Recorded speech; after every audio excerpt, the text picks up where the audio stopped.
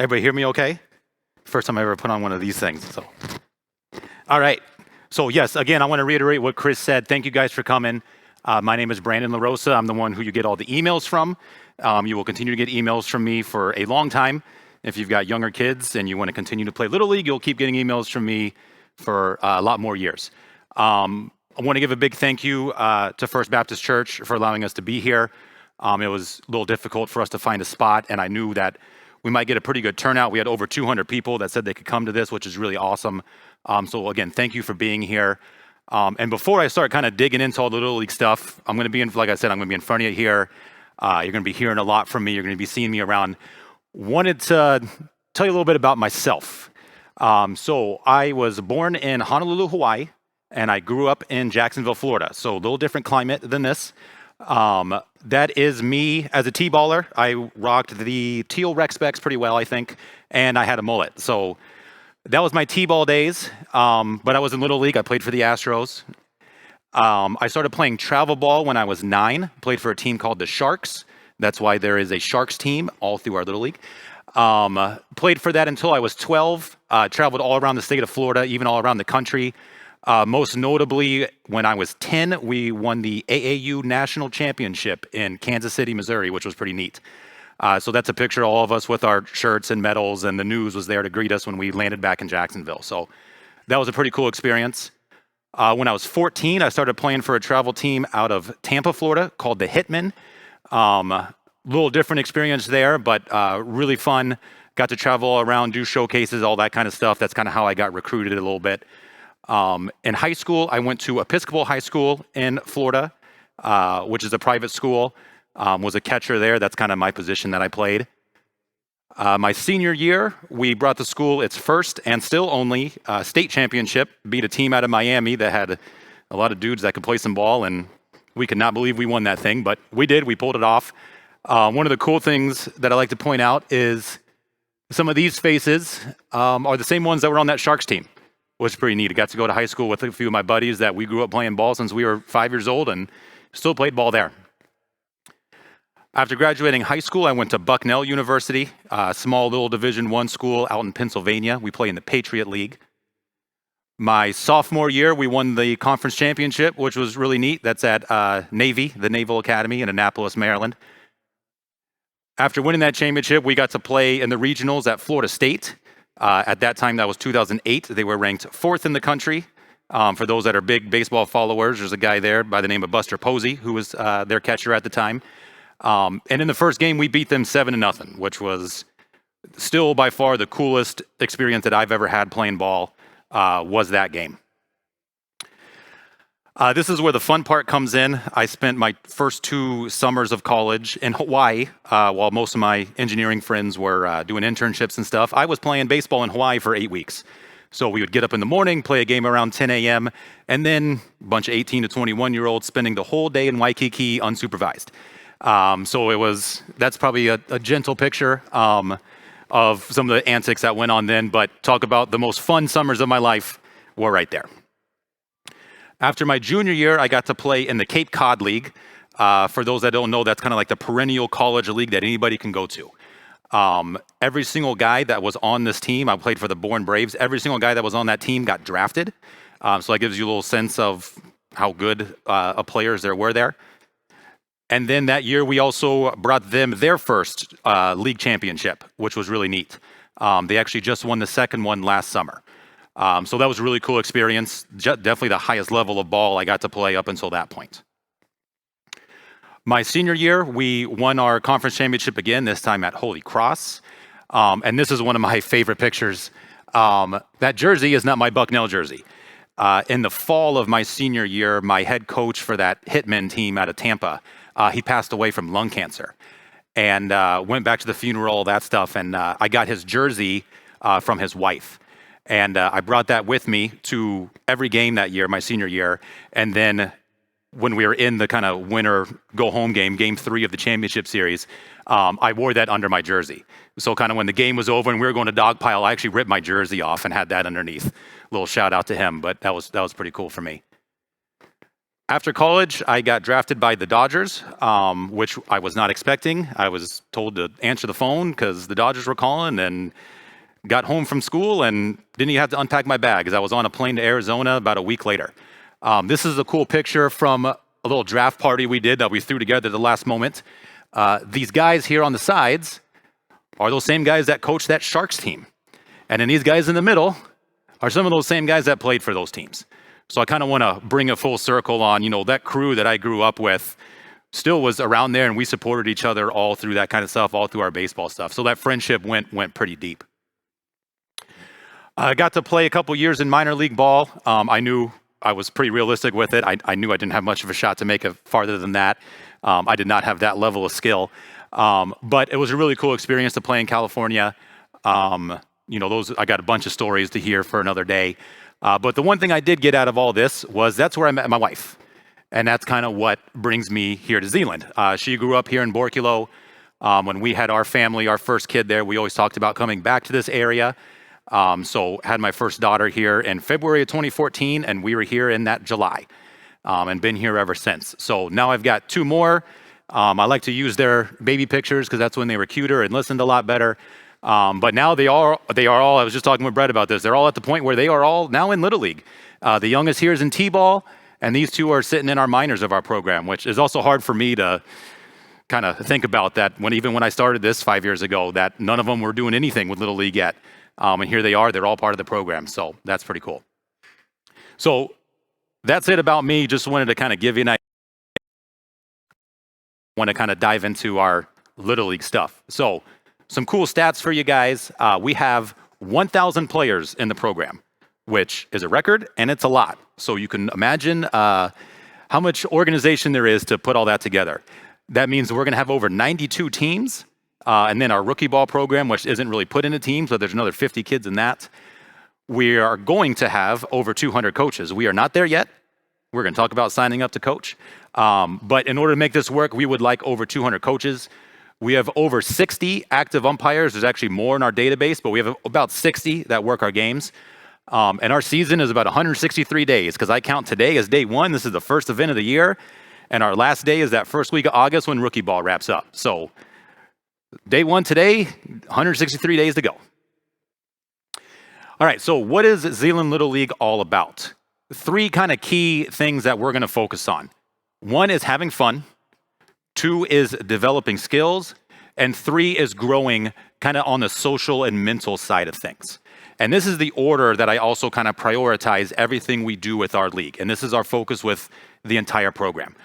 I talk about fun. When I was that 8 to 12-year-old, right, that kid in rec specs and all that stuff, I was not the most skilled kid on the team. I was not winning MVPs. I was not the kid that hit third in the lineup and everybody thought was the all-star and the stud and all that. That was not me. But that is where I developed the love of the game, was at that age. And it was because I developed that passion that I wanted to keep playing. I was a little bit of a late bloomer, but by the time I was a sophomore, junior in high school is when I started to develop a little bit, and I was able to catch up with everybody else in that skill. Okay, so our main thing is there is no reason an 8 to 12-year-old should be told, no, they can't do something, including our T-ball and coach pitch kids. Okay, we want to give them every opportunity and make sure they're having fun and loving the game. Okay, on top of that, and you can do both, they can have fun and they can get better. We want to make sure they're developing skills and developing the right skills to help them grow as they get older, okay? And then finally, we want to make sure that social and mental development is there, right? I kind of talked about how some of my buddies there coming back. Some of those bonds you can make on the baseball and softball field are so awesome, having teammates and learning that stuff. And we want to make sure we're providing an environment for that as well. So what I always talk about is focusing on the process over the results. We're not going to do too much of looking at standings and making sure we're winning and we have teams that are the powerhouses. We're going to make sure that these three things are always at the top of our mind. So our structure, just a little bit about kind of how Little League is put together, because there's a lot of different parts to this. We're part of Little League International, which governs all Little League programs across the whole world, right? I mean, this is an international organization. So it's not just here, it's all across. We are part of District 9 in Michigan. So that includes teams like Rockford, teams in Grand Rapids, Hudsonville, Holland, stuff like that, basically that West Michigan area. Our program is also part of Zeeland Recreation, right? That's where all of you went to enroll your kids. So our program is right there under Zeeland Recreation. We work together. That's why Chris is here and Brett was here, because we're all doing this together, okay? Then there's some other programs that are also part of this. We work directly with ZPS, which is actually who Zeeland Recreation is under. But we use them for their fields as well. A lot of our elementary schools is where we do a lot of our stuff. We work with Holland Charter Township for the use of Cott Park, which is one of the nicest baseball fields you've ever seen if you haven't been there before. We work with the people over in Drenth for their field out there. And we also work with the city of Zeeland, one for Huizinga Park, which is that new $500,000 facility we have for softball, and then also for Lawrence Street Park here right down the road in Zeeland. So I wanted to take a quick minute and talk about your kid's age, because a question and confusion we get more than anything else, especially during this time, is when we talk about a kid's age, okay? So for baseball players, it's different for boys and girls. For my boys in baseball, your age, your kid's age is how old they will be on September 1. Okay, so like my son turns 8 September 10. So he is a 7-year-old for Little League. But if he turned 8 in August, he would be an 8-year-old for Little League, even though the whole season he's going to be 7 and he doesn't turn 8 until August. He would be considered an 8-year-old. Okay, so it's something to understand when we talk about, hey, we want all the 9-year-olds to understand how old your kid is with that. And we did enrollment this way too. So I know I got a few questions over the earlier months here on why can't my kid be part of this league or that league with that kind of stuff. Softball is different. It's how old your daughter was back on January 1. So I have a fun picture of my daughter up there. She actually turns 9 here in a week, so in February. But even though she turns 9 before she's going to be doing anything with softball, she's considered an 8-year-old because on January 1, she was 8. Okay, there are age charts. That's a clickable link. When I send this back out to everybody, you can click that and open up the age charts. I've got one up here, which you probably can't read. It's just an example of what it looks like. At the top is a month. You find the month and then the year that your kid was born in. So for instance, if I went to September 15, which is my kid, he would be 7. Okay, so just to make sure that when we talk about ages, you know what age your kid is. Knowing that age also kind of helps you understand how we do our divisions. Our divisions aren't only by age. That's kind of a guideline of when we do that. We really want these divisions to be by skill. However, that usually has to do with how old they are and as they're maturing. So you'll see that as you grow through this league, there's overlap here to account for any different kind of kids that skills develop differently with their age.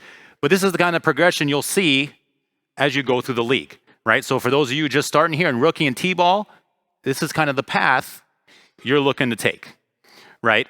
The one thing I do want to point out is with majors, is kind of where Zeeland Little League ends. That's when we kind of stop with Little League program. At our middle school level, we have a couple unique things. So we have middle school baseball this year, which some of you might have a kid in.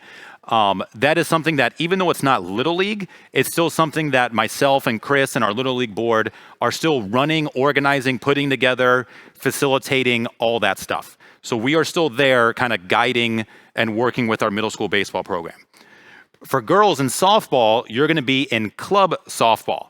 So if you've got a daughter in club softball, you're not going to hear from me about that. That's actually run by the East and West varsity softball coaches. They find coaches to run that club program, and they run that through the middle schools. So that's not really something that runs through us. If you have a club softball question or you have a daughter in majors that might be there shortly and you've got questions about that, I can try to answer them based on my knowledge of that stuff, but I'll also probably point you to the right person in those programs. So our softball league this year, this is what it's looking like.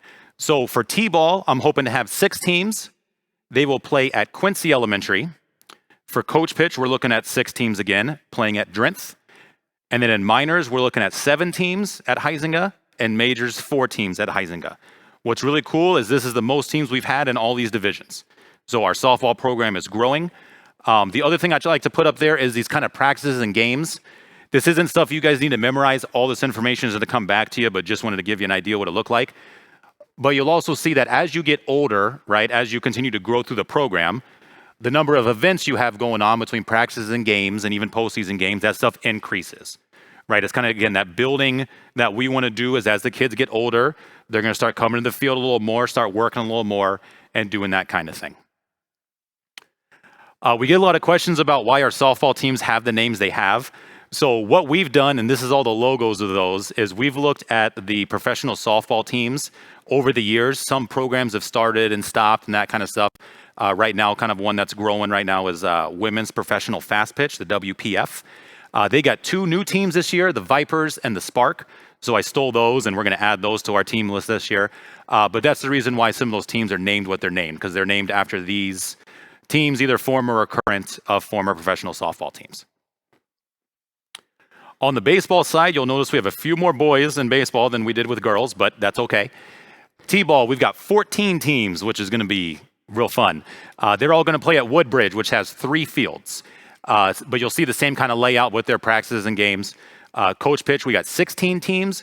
They're unfortunately going to have to get spread out a little bit. You're going to either be at Adams, Lincoln, or Lawrence. So kids in coach pitch, parents, you're going to want to pay extra attention to that schedule because you may not always be at the same field from game to practice to game to practice. Okay, we want to really pay attention to that. Single A, we're going to have 12 teams. They're going to play either at Roosevelt or New Groningen. Hope I'm saying that right. Double A and Triple A, 6 teams each. They're going to be at Cott. And then majors will have 8 teams, and they will also be at Cott Fields, where there's the 3 fields there. And then our middle school baseball program, we're looking at 5 teams. Their home field is Zeeland Christian and Legends, but that is the only program we have that also will play other local middle school teams. They play like Holland Christian, Grand Haven, Hamilton, that kind of stuff. And their season actually starts a little earlier. So they have a home field, but they're the only team that also travels kind of outside of Zeeland during the season. And then our minors and majors baseball teams, they're all named after MLB teams, right? So that's why they get their names. Those are usually pretty recognizable, but just threw that out there for them.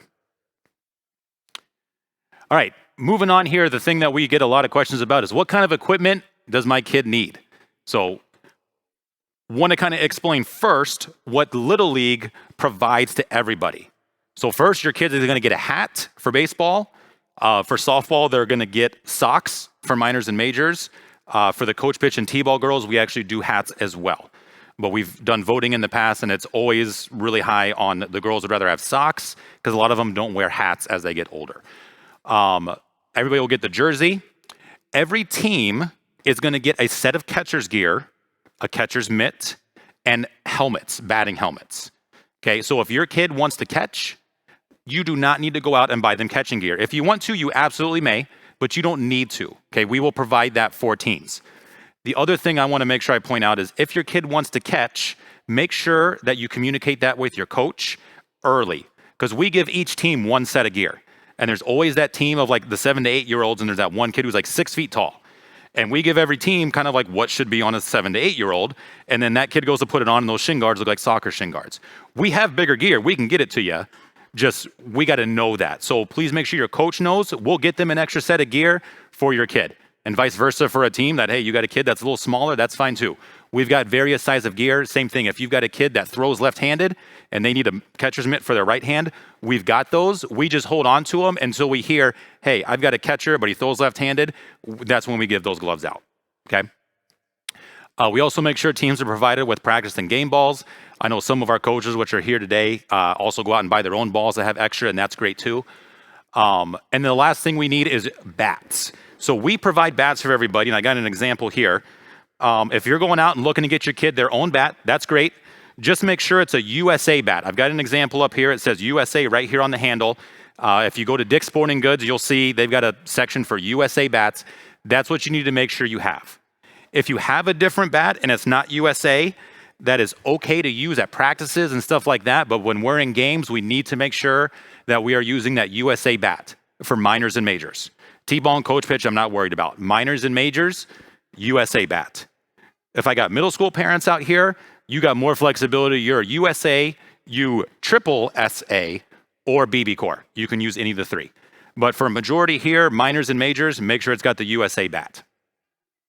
Softball, we're providing the same things I just mentioned for baseball. The one difference there is we require our girls at minors and majors softball to wear the infielders masks. to make sure we keep their face safe. We were looking at buying those, and then actually I had a meeting with the Zeeland Rotary Club, and they offered to provide those for us this year. So wanted to make sure I give them a shout out. I'm actually going to pick them up next week, Tuesday. They're going to provide us with our infielders masks. So really thankful for that. That's a cool gift. Want to make sure the girls know, and we'll talk to coaches about this, to make sure they don't walk away with those. We've had that happen before. We want to leave those at the fields, but that'll be really cool for them. So you don't need to go out and buy your own. If you want to, great. If you don't, we're going to have them for you. So what do you guys need to get for your kid after saying all that, what Little League brings? So one thing you're going to want to get is pants. We recommend, again, not required, recommend softball get black, baseball get gray. But I put this picture up specifically because you look at these kids and ain't one kid have the same color pants on. That's okay. Okay, we got gray, we got white, we got piping, we got all the different things. That's okay. We recommend that. Get what works for you. Okay, there's no requirement on what color pants. I recommend getting a belt. Otherwise, your kid will be running the bases doing this, trying to hold their pants up. Socks, for my baseball players, you might want to get socks. Those are usually your standard athletic ones you would get. Same thing you might if your kid plays soccer. It's the same style, right? You don't need to go all out. Just some good athletic socks. Gonna want to get a fielder's glove. If you're having trouble with that, please let me know. Want to get cleats. Specifically, everybody here is going to need rubber. The only ones that can start wearing metal cleats are middle school baseball players. So please make sure your cleats are rubber. They usually don't sell those smaller sizes in metal, but just want to make sure you know that, especially if your kid's got bigger feet. You might want to get a ball bag. That's not required, but if you're starting to pile up the gear, you're going to want to get something to put that in. For my boys, especially ones that are starting in minors and want to catch, going to start introducing that cup concept. We're not out there doing cup checks. It's actually a rule that catchers are supposed to wear them. Kids hate them, but it only takes one, okay? And that's all I'm going to say. You might also need a drink. So the only place we have concessions is at Cop Park, and that's cash only. So if you don't get something there, you can go grab a Gatorade or water. But our other fields usually don't have anything. We do have like water fountains over at Huizinga, but last year was we had some water issues. They had the bathrooms closed for a little bit, so I wouldn't bank on those water fountains working. So you're going to want to make sure you bring drinks for your kids, especially if you're in T-ball, coach pitch, those elementary fields, there is not a source of water out there. So I want to make sure you have that. Other than that, anything I talked about on that last slide, you can also get catcher's gear, helmets, right? All that stuff. Get what you want. But I wanted to make sure I was clear on what we're going to provide you and what recommendations we have for you guys to get. And before everybody runs out of here tonight and goes to buy the stuff, I'm still waiting to hear back on an exact date. And actually, Chris, I don't know, have you heard a date on? Okay. We're trying to hear back from our Dick's Sports rep, but they've done this every year that I've been involved, is the Dick's Sports Shop Day. Some of you might be familiar with that. It's 20% off, in-store only. It's going to be like a Friday to a Monday, usually sometime in mid-late March. And it's, again, 20% off everything. No minimum thing on that. If they don't have it in the store, you can still order it through the store, and they'll get it shipped to your house, and you can still get the 20% off. So please don't go online looking for that. You have to go to the store and either buy it in the store or order it through the store. But 20% off everything, that's a pretty good deal. So if you know there's a couple things you need, you can maybe try to hold off until then. All right, so now kind of moving on until kind of some of the juicier stuff here. Coaches, I mentioned that earlier. We're looking for 200. We're not there yet. We're looking really good in minors and majors and middle school. Where I know we need more coaches is baseball, softball, T-ball, and coach pitch. I can tell you that when the softball registration got done, and I was looking at T-ball, we got about 45 girls in there, and I had one coach for softball T-ball, which I know nobody wants to go do that one, right? That's kind of a fun one. But I will tell you, roster sizes are low. It's a blast. I did it my first year. It's fun stuff. So what I try to tell parents that are kind of on the fence of, I don't know if I want to do that, I don't know much about the sport, all that, you don't need to be an expert to coach, okay? We're looking for people that are going to be there anyway. We provide a ton of material to make this stuff go as easy as humanly possible. We've got practice plans, templates, game lineup stuff, a bunch of stuff that we go over in our coaches meeting to make this stuff go as smooth as possible. And then the other thing I'll say is, when you have 3 coaches per team, I'm sure there's some coaches in the room that can attest to this, it makes things go so much easier. When you got 1 or 2 coaches and you got 12 kids, It's so hard to get all those kids moving and doing something, right? You got 6 kids over here doing something, and it can get crazy. When you got 3 coaches per team, and we can whittle those rosters down to about 10, maybe 11 per team, it makes this stuff go much easier. So the more people we can have help, the better. So we have our coaches together. Kind of the next event we have coming up, starting in March, is our team formation practice. So that does not apply to those of you in rookie, T-ball, or coach pitch, but this is good information to know what's coming if you do have a kid there. Starting in minors, we start doing this team formation practice. First thing I have up there is it is not a tryout. So many people like to say, oh, do you have the Little League tryouts coming up? It's not tryouts. We're not cutting anybody. Okay, we're not telling anybody they're not good enough. This is strictly a way for us to see the kids, have them run through a practice, right? We'll do some fielding, do some hitting, do some throwing, do some pitching for those that want to do that, and see where their skills are at. See how they kind of line up with their peers. At the end of the day, it's not a measuring contest of seeing how good Johnny is against Jimmy or anything like that. Our goal is to make sure that the talent in that division is spread out evenly among the teams. Because the worst case that we can have, and my biggest fear is we start playing, and there's that team out there, let's call them the Tigers, that beat everybody 15-0 every game, and that does absolutely nothing for me and nothing for you. Okay, that is the worst case scenario as I'm watching, because those kids aren't getting any better, and the kids that are playing aren't getting any better. We want to make sure there's parity, and that's what this event is all about. So I know sometimes people can't come and all that. I mean, this is something that is optional with a capital M. If you've heard that before, it's mandatory. We want to make sure kids are there because this really helps us to do that. Our last 2 years, we've had really good parity in our leagues. We've had teams that, even though they might be last place, they're beating the first place teams. Every game is competitive. We don't have those mercy rule games very often. And that's what makes coming to the field fun, is when you know every time you go out there, you're going to play a competitive game. So really important that we do this. So this event is at Sports Quest, which is right up the road here on 100th. If you haven't been there before, it's an awesome indoor facility. When you come to this, your kids may not wear cleats. We want them to wear tennis shoes for that. I usually get asked, hey, what do you wear? I always come wearing full baseball stuff, and I recommend they do as well. I wear my baseball stuff out there. I'm at baseball practice. That's what I do. Softball players, same thing. I'm wearing my softball stuff just like I would at a regular team practice. That's what you should wear.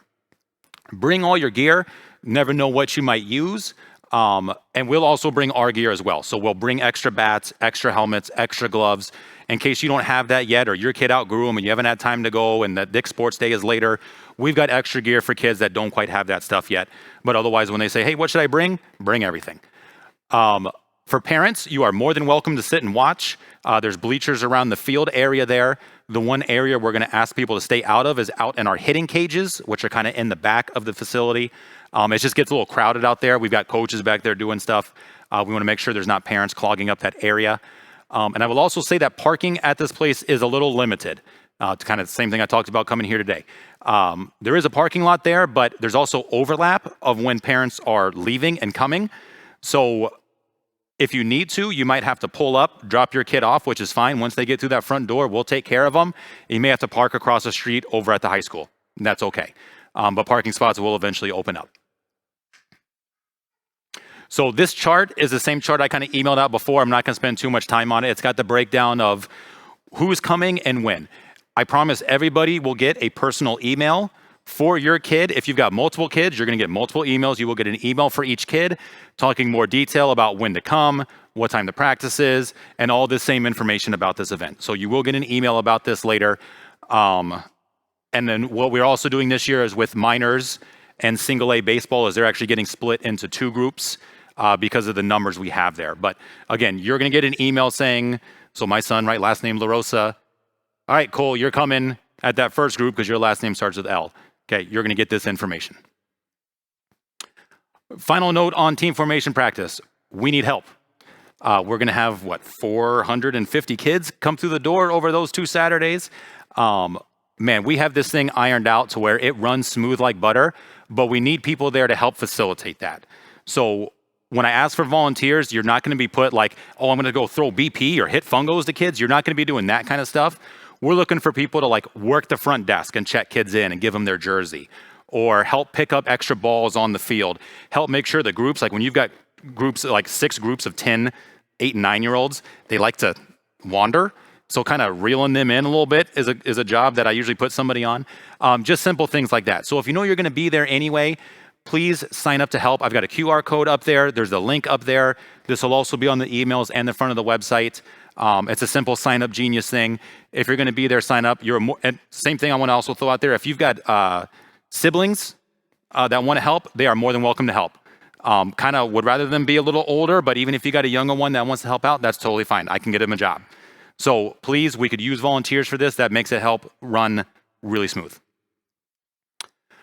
So after we do these team formation practices, we're going to start putting together teams. Question we always get come mid-March is, I don't know my kid's team yet. When am I going to know my kid's team? When am I going to know my kid's team? When am I going to know my kid's team? I'm going to tell you. So March 13 is our first draft. That's when we start picking our majors. Then after that, we kind of work our way down. So if you guys remember that chart that went up from rookie ball up to majors, we work backwards in putting our teams together. And that happens over these 2 weeks from March 13 to 24. So if you've got a kid in majors and you've got a kid in coach pitch, you're going to get an email about that majors team, and it might be a few days before you get that email about coach pitch. Okay, so don't worry, you didn't miss anything yet, I promise. If we get to March 24 and you haven't heard something, that's when you can shoot me an email and say, hey, I don't know what team my kid's on. I must have missed something, or what's going on here.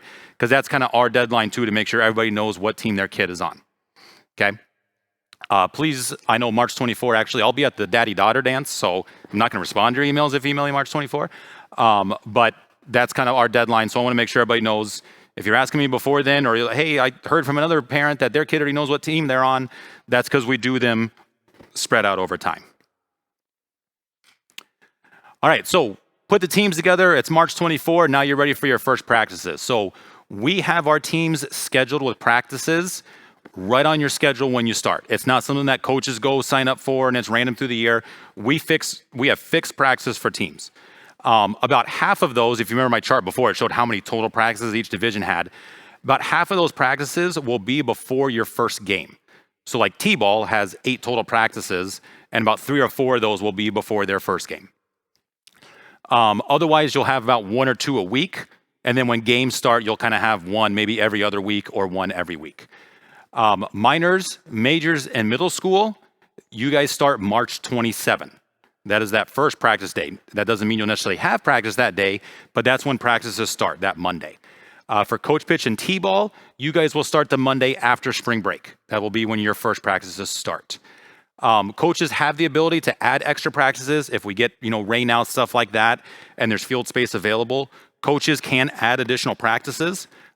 We try to make sure that they're not like bogging you down and making you come 4 or 5 times. We do have a limit of only 3 events per week that we stick to. But if your coach adds a practice, awesome. We encourage that to make sure kids are getting out there. If it doesn't work for you because you got other stuff going on, just tell your coach, hey, I can't make it. Nobody has that expectation that a coach throws in a last minute practice and you're expected to drop everything and be there. Okay, if you can, great. If you can't, that's fine too. Just communicate that to your coach. So we get those few practices in, now we start games. Okay, so some notes on games. Question we get a lot is about playing time and what to expect there. So first of all, everyone will bat. All of our leagues have what we call continuous lineups. If you got 12 kids on the roster, all 12 will be in that lineup and hitting. We encourage coaches, and we'll try to work on this to make sure that that lineup is flipping. It shouldn't be the same order, 1 through 12 every day, every game. We want to get them moving around, give kids different opportunities to hit in different spaces in the lineup. Your team will also have balanced playing time of being in the field and sitting on the bench. We have a rule that a kid cannot sit on the bench for 2 consecutive innings. If they sit on the bench for an inning, they need to be back out on the field the next. And we're also going to make sure they get equal chances to play in the infield and the outfield. Okay, there are some cases where a kid says, I want nothing to do with the infield, do not put me there. And that's fine, we can have those conversations and we don't have to. But we also want to challenge those kids and get them over that fear of doing that as well. Okay, and give them those opportunities. So we're moving around multiple positions. The other note I want to talk about is pitching. So we talk about equal playing time, but pitching is what makes these games kind of go well or be a snooze fest, right? I know especially those minors, that lower level 7, 8, 9-year-olds, they're learning to pitch. Gonna be some walks, and that stuff can slow the game down for sure.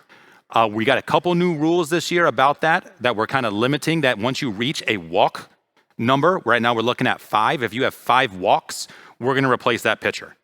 This is going to encourage coaches to give kids chances to pitch, but at the same time, we don't want to just see 9 consecutive walks and you hit your 5-run limit and everybody sat there for 30 minutes and went, well, that was fun. Okay, we want to make sure that the game is also moving and kids are putting balls in play, there's action, stuff like that. But we want to give kids chances. Okay, so that's kind of what we're going to try this year a little bit at our softball level to see if we can encourage that. So with games, you'll have kind of, again, 1 to 3 events per week between games and practices. You're never going to have 3 games a week unless we just have a really bad rainy season and we got to do a bunch of makeups. Otherwise, you're usually looking at 1 or 2 games a week and then 1 practice every other week. Middle school games start April 17. Majors games, baseball and softball, start April 22nd. That's a Saturday, and that's the only Saturday that they play on the schedule right now. Minors teams will start the week of April 24. That's a Monday. And then our T-ball and coach pitch teams, your first game will be that April 29, which is a Saturday. So for those that are interested in this, as you start playing your games, you're going to want to know the rules. Okay, I just mentioned one of our unique rules. So first of all, when we talk about rules, they have a rule book that we abide by. I've got a couple copies up here if you ever want to look at it. It's over 200 pages. There's a lot of things in here that I don't even know. Okay, it's complicated. There are some complex things in there. There are rules that I sometimes think about, like the high school, college, or major league rule, and Little League doesn't different. I'm still learning with some things as different scenarios come up. Okay, but first we kind of look at this thing, and then we make our house rules. So I've got this up there. I've got a drop down on our website. If you go under teams, you'll see a league rules tab right there. And that's where you'll see kind of the more specific rules for each division. I highly recommend parents look at those before your games start. Because we have certain restrictions on stealing. And if you're the parent that's sitting in the stands going, run, run, run, run, run, and everybody's looking at you, and it's like, well, no, they're not. We're not stealing. Then that's something that we want to make sure you understand. And there's reasons for the rules we have. So if you're looking at that and you're like, wait, why are we doing that rule? Why is this rule in place? Why are you doing that stuff? I'm happy to have those conversations. There is a reason behind each of the things we do, but want to make sure that you guys also know what's going on so that you can better enjoy and understand the game and not sit there with a bunch of questions as your kid's trying to play. So our expectations for players: come to team formation practice so we can make those evenly skilled teams.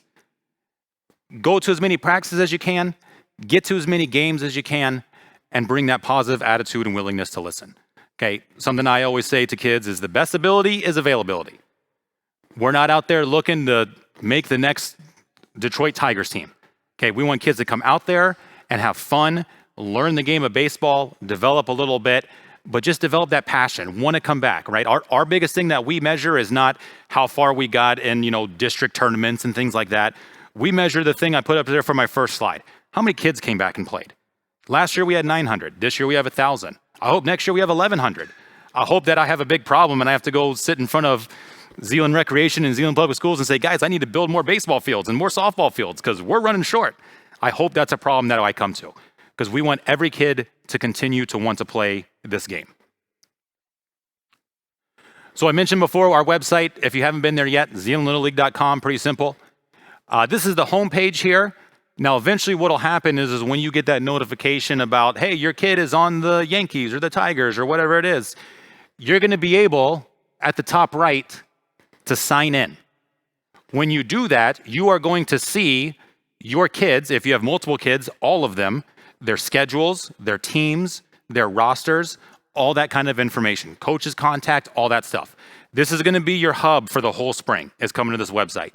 If you want to know what the weather decisions are, that's going to be a little note posted right at the top of what's coming up. Okay, any kind of events, any stuff we have going on, we keep that kind of pinned right to the top of the website. But it's also the place for you to get schedule updates, right? When we reschedule stuff, it's going to pop up right here. So we're not handing out paper schedules. We're not looking at things like Google Sheets or stuff like that. Everything is going to be right here. This is where all the updates are, okay? Now, all the information I went over, and I know nobody's going to be able to read this, so please don't try. If you click on League Info right here, you click on that button right there, you're going to get a sheet that looks like this. and then the other side looks like this. All the information I've covered so far is summarized in this document. At the top is all of our divisions, and you can look over here for any piece of information you want and find out how it matches up for your kid based on the division they're playing in. So that is a summary if you're ever wondering, like, wait, what fields do they play at again? Or how many games? Or what's going on there? All that information I went over is also right there. You can look at it right now on your phone if you wanted to go to Zeeland Little League. This back page here is a summary of all the rules that I talked about. So you've got that big rule sheet. This is also kind of giving you a little information about what we do for each league. So just a summary of kind of everything I talked about for the last 40 minutes on a page. So this is a new event we're going to try this year, and I hope it goes well. I've got big aspirations for it. We're bringing back COT games and something a little new but similar, Gentex games. Back in the day, we would do this continuous game that went about 14 hours, made a really long Saturday for us and the board. Looking to do something a little different this year. So for my minors and majors players, we're going to do a little player vote. We're going to ask during the week of May 22nd that the players vote. Each team will be a little different. It might be 3, might be 4, might be 5. For players to represent their team at these games. We will then take those teams, put them together to make a couple teams to play against each other in an exhibition game. Very similar to like what you would see in like the Major League All-Star game, but we're not calling this All-Stars because that gets people confused with what we actually have for All-Stars. So we're avoiding the word All-Stars for this. COT games and Gentex games. But this is a cool way to kind of recognize those kids that have had really good seasons, played really hard, maybe aren't interested in the All-Star program, but a cool way to go play with all the kids that had really good seasons for other teams and just go out and have fun and have an exhibition game, but have it be kind of like you were honored by your teammates to go represent your team at this game. We're going to ask coaches to be there as well, and we're going to have fun with it. I've seen this done at some other leagues, and I've heard really, really positive things about it. So we want to make this a cool event. We want to sit out there. We're going to grill. We're going to have free food, some prizes, some stuff for kids, and try to make a fun day out of it. So for baseball, we're going to do that on June 10 over at COT. And then for softball, the varsity programs are nice enough to open up their fields. So we'll actually be at the high school fields for that on June 17 to do that for softball. So if your kid gets selected and you're out of town this weekend, no problem. We're going to have another kid come, whoever was next in that voting line. But again, this is a new thing we're doing this year. I hope it goes well. And I'm really looking forward to it because this is a really cool idea. So after those games, now we're kind of done with all our regular season games. There's some postseason stuff that comes up.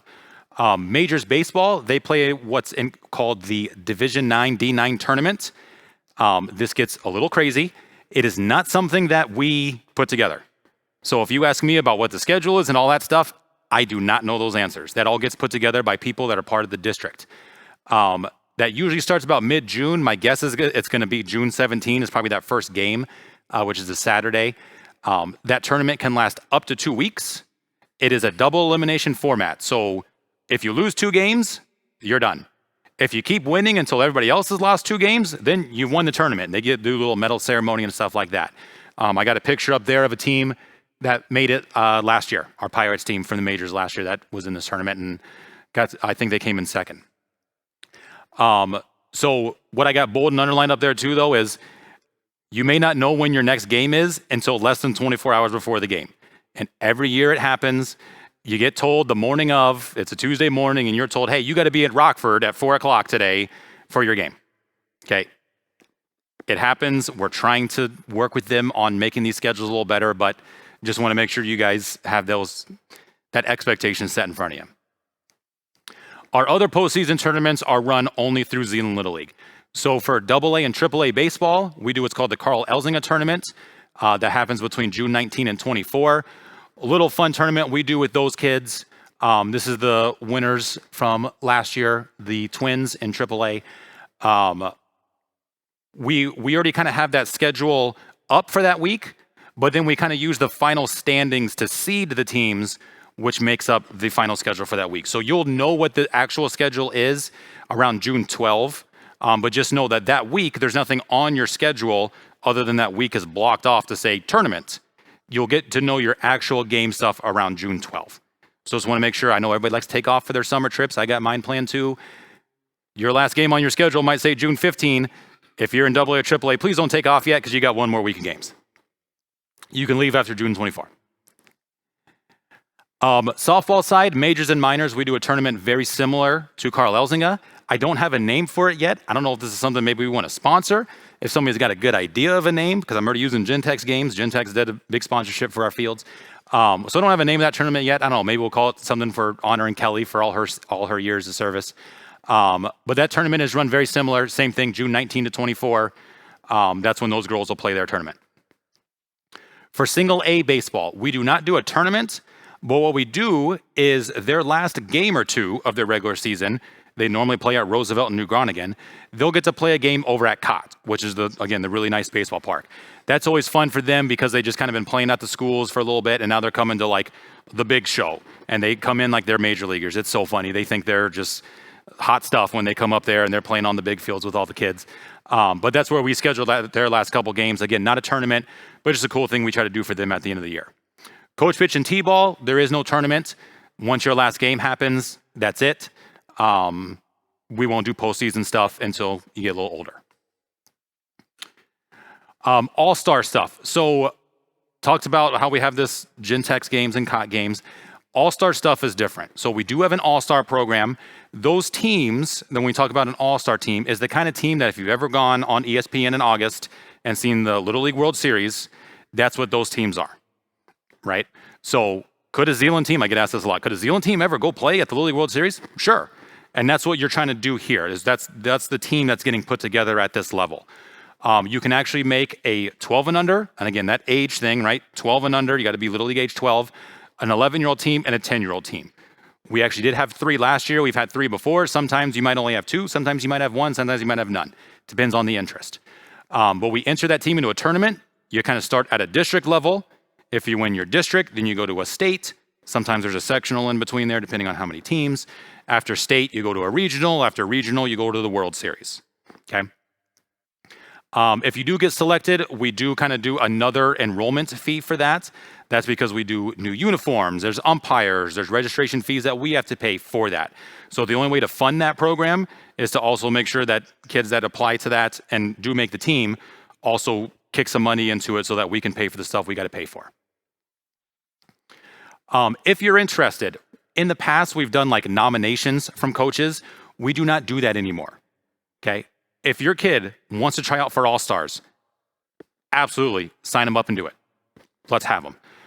There are some things we want to make sure we understand on the commitment side of things of this, because it's a little more intense than your regular season teams. There's a little form we have you read through just to kind of understand some of the different rules. Again, the commitments of that, the traveling requirements, stuff like that. We want to make sure you know what you're getting into. But if it's something you're interested in and you know you don't have anything else going on in the summer and your kid can be there, sign them up. Let's have them try out. The online sign-up due date is May 12, and then we will have a tryout May 15.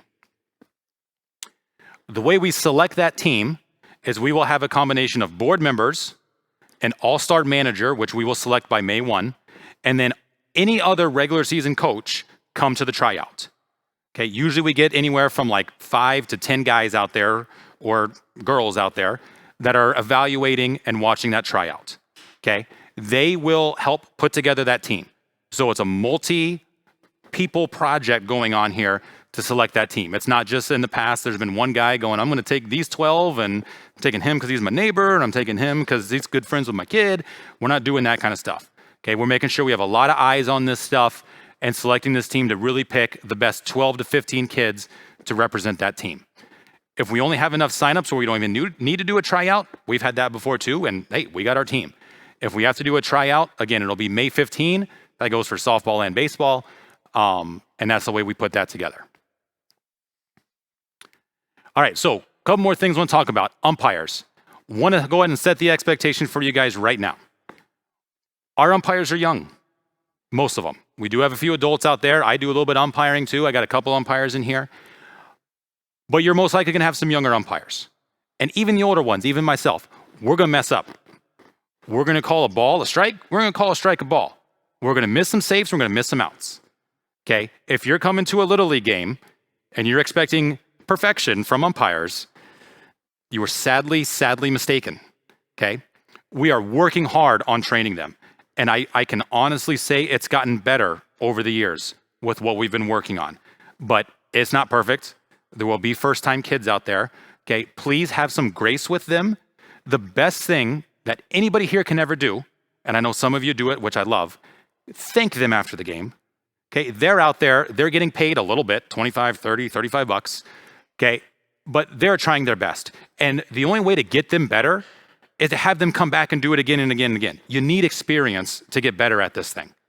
But if they go out there and they're getting yelled at by a parent and the coach is giving them a hard time and people are giving them the stink eye and they leave the field just hating life, they ain't coming back, okay? So please thank them.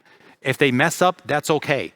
We've got people out there too watching. I get emails and reports from coaches on what's going on with officials, and we talk to them about that stuff. We're trying to get them better. Just like your kids are trying to get better, we're trying to get our umpires better. So we do a training on April 15. It's actually a live training. We'll be asking kids to come out, do some pitching, do some drills, where the umpires come out and actually do some live calling balls and strikes and outs and safes. If you're interested in umpiring, we've got to sign up on the website right under umpires to sign up to umpire.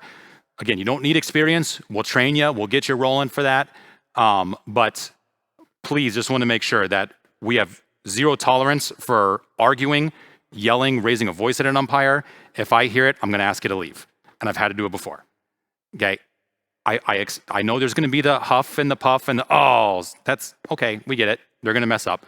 But again, I can't stress it enough. Please be gracious to our umpires and thank them for what they're doing for us. Because quality officiating goes right back to that number one goal we have, making it a fun, positive experience for kids. Parent discussions. If you've got anything going on that's irking you, okay, I am a resource for you. Come talk to me. Chris is another person. Absolutely, come talk to him. If you're looking to talk to me in person, I want to actually make sure I point out, because I didn't do this earlier, I do not work at Zeeland Recreation, so if you come into the office looking for me, that's not where I'm at. I actually work at Zeeland Farm Services. So if you're going to Zeeland Rec, you might see Chris there if he's in the office that day. But if you need to talk to me, shoot me an email, give me a phone call. I'll set something up with you if you want to talk in person, or we can talk over the phone. If you need to talk to your coach about something and something's going on, first I ask you to do the 24-hour rule, especially if it's something that's got you a little emotional, right? We want to make sure we're just under control a little bit before we have those conversations. We don't need things to escalate, all right? We've got enough stuff in place where there shouldn't be any questions about playing time and stuff like that, because everybody's kind of running that the same. But if there's something going on and you need to talk to a coach, that's fine if we can communicate and make sure we're respectful in doing that. If you need me to facilitate something, again, I am there. I am a resource. Please talk to me. I get those calls all year of just kind of talking through some things with people, and pretty much all those go pretty well, and we're all on the same page, and we can all kind of move forward in a good spot. Okay, so please do not be afraid to reach out to me. So I've talked about a few things through the day about volunteer stuff. I got a lot of parents here. I know there's a lot of people in here that do a lot of stuff for us that I can see, but the more people we can get involved, the better. So whether that's helping at the team formation practice, signing up to umpire, signing up to coach, again, coach pitch and T-ball, we need more coaches. Please go hit that link, go sign up, because we're going to need more. You're going to get emails from me telling you we need more. Or you can be a part of our board. I've got a couple board members here today that once we're done here in a couple minutes, they're going to come up to the front and answer any questions for you. But if you want to get involved and get part of this planning process we do, come to a couple board meetings, stuff like that, just let me know. Okay, I'm happy. We've brought in about 2 or 3 board members every year. Some other guys kind of transition out as their kids get older, and that's fine. If you're passionate about this stuff, as you can tell I am, love to have you. Love to have your ideas. That's what makes us get better. It's bouncing these ideas off each other and everybody kind of coming together to try to make this go as good as possible. Last thing I'm going to talk about here is fundraising. So if you ever come to Cott or Huizinga, you'll notice there's signs out in the outfield and on the dugouts. All of my dugout signs are taken.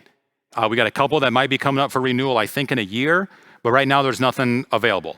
But there are outfield sign spaces. So if you work for a company that's interested in advertising out there, we got 3 fields at Cott and 2 at Huizinga. It's $1,500 for a sign. If you want to get all 5 fields, that's math that I'm not going to do right now, $7,500. And it's 3-year guarantee. There's a good chance that your sign will last more than 3 years. We're going to hit you up in 3 years to ask you if you want to renew, and we'll keep your sign fresh. But after 3 years, if we start filling up and we need to start peeling back signs because other people want to get them and you're not interested anymore, maybe your kid played and now they're older and nope, I'm good, then we'll take those signs down.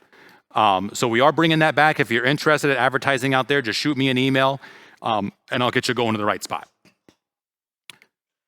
So with that being said, that's all I've got for you guys. The one thing I will leave you with, and something that is near and dear to me, is when you leave, something like today, or when you leave the ballpark, please keep the ride home with your kid positive. Okay, your kids know when they play in a game and they have a bad game. I know. My dad was a little rougher on me on some times, and those were probably the worst experiences I ever had playing ball, because I knew I had a bad game, and then I'd hear about it from my dad that whole drive. And that's what made me not want to play baseball anymore. Okay? Encourage your kids to keep trying. Baseball and softball, they're the games of failure.